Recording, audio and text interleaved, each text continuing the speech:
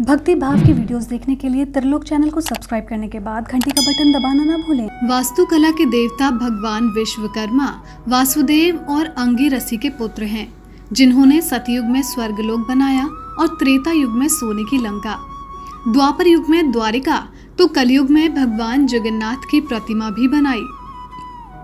इस तरह उन्होंने कई देवी देवताओं के भवन और अस्त्रों का निर्माण किया था। हिंदू धर्म में भगवान विश्वकर्मा को सृजन का देवता माना जाता है। मान्यताओं के मुताबिक व्यवसाय, कारखाने और फैक्ट्री में प्रयोग किए जाने वाले उपकरणों और औजारों पर भगवान विश्वकर्मा का प्रभाव होता है। इसलिए विश्वकर्मा जयंती के दिन सभी मशीनों, औजारों और उपकरणों की पूजा की जाती है। इस साल विश्वकर्मा जयंती 16 सितंबर 2020 को है।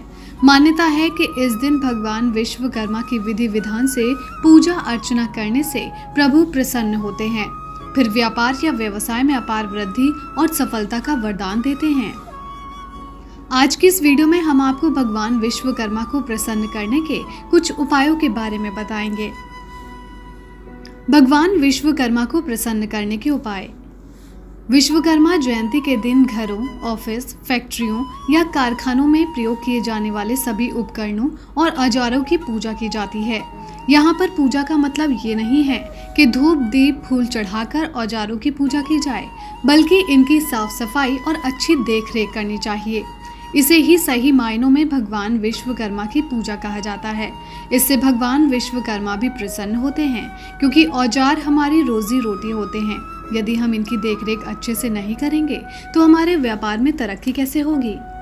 इसके अलावा विश्वकर्मा जयंती के दिन औजारों पर टीका लगाया जाता है। ऐसा करने से भी भगवान विश्वकर्मा प्रसन्न होते हैं, क्योंकि औजारों, मशीनों या उपकरणों पर टीका लगाने का अर्थ होता है कि आपने उनकी सुरक्षा का वचन लिया है। आप उनकी देखरेख अच्छे से करेंगे और उन्हें इधर उधर ऐसे ही छोड़कर उनका अपमान नहीं करेंगे। आजकल हर घर में कलपुर्जों से निर्मित सामान का इस्तेमाल किया जाता है और शायद इसीलिए आज के इस युग को कलयुग भी कहते हैं। कलयुग में भगवान विश्वकर्मा की पूजा का महत्व और भी बढ़ जाता है। विश्वकर्मा जयंती के दिन घर में जितने भी वाहन या बिजली के उपकरण हैं, उन सभी की साफ सफाई करनी चाहिए। इसके साथ ही उनकी ऑयलिंग और ग्रीसिंग भी करनी चाहिए। ऐसा करने से आपके उपकरण या औजार लंबे समय तक ठीक रहेंगे। इसे आप ऐसा भी समझ सकते हैं कि जैसे आप भगवान विश्वकर्मा को स्नान कराकर उनका तिलक कर रहे हों। ऐसा करने से भगवान विश्वकर्मा आपसे प्रसन्न होकर आपको व्यापार और व्यवसाय में तरक्की का आशीर्वाद देंगे। इसके अलावा इस बात का विशेष ध्यान रखें कि विश्वकर्मा जयंती के दिन यदि आपसे कोई औजार, उपकरण या मशीन मांगे तो इस दिन किसी को ये सब देने से बचें, क्योंकि विश्वकर्मा जयंती के दिन आप इन सभी चीजों की पूजा करते हैं। यदि आप उसे किसी और को दे देंगे तो ऐसा करना भगवान विश्वकर्मा का अपमान माना जाएगा। हमें भगवान विष्णु को प्रसन्न करना है, नाराज नहीं। इसलिए कम से कम इस दिन तो अपने औजार किसी को ना दें। विश्वकर्मा जयंती के दिन पूजा घर या मंदिर में भगवान विश्वकर्मा की मूर्तियां या फोटो अवश्य स्थापित करें। उन्हें रोली, कुमकुम, धूप बत्ती, मिठाई, फल फूल आदि अर्पित करें। इसके साथ ही उनके आगे दीपक जलाएं। घर में मौजूद औजारों को साफ करें और उन्हें भगवान विश्वकर्मा के सम्मुख जरूर रखें। हो सके तो इस दिन औजारों का इस्तेमाल न करें। विधि विधान पूर्वक भगवान विश्वकर्मा और औजारों की पूजा करें।